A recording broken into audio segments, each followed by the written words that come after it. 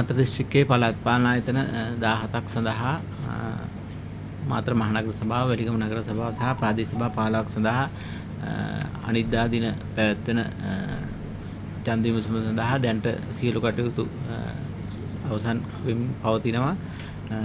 ඡන්ද මධ්‍යස්ථාන 542ක්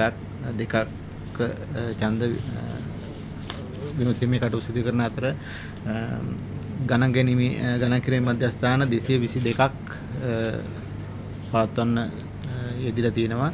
ඒ අනුව අපි හෙට දින ඡන්ද පෙට්ටි සහ ඡන්ද පත්‍රිකා ජ්‍යෙෂ්ඨ ඡන්ද මධ්‍යස්ථාන සාරපතිතුන්ට නිකුත් කරනවා. ඒ වගේම සහකාරයෙන් බාරින්දාරින් මේ සෑම ගණන් කිරීම මධ්‍යස්ථානයකටම යොදවලා තිබෙනවා. ඒ කටයුතු සාර්ථකව කරගෙන යනවා. ඊට අමතරව දිස්ත්‍රික් මැතිවරණ නිරවුල් කිරීමේ මධ්‍යස්ථානයේ යටතේ තුන්වන දින ඊයේ වෙනකොට පැමිණිලි 357ක් ලැබිලා තියෙනවා. එයින් 318ක් අවසන් කරලා තියෙනවා. අවසන් කරන මෙති පැමිණිලි සංඛ්‍යාව 39යි. ප්‍රචණ්ඩිකා කිසිවක් වාර්තා වෙන්නේ නැහැ. ඊටම සාමකාමීව මැතිවරණ කටයුතු කරගෙන යනවා.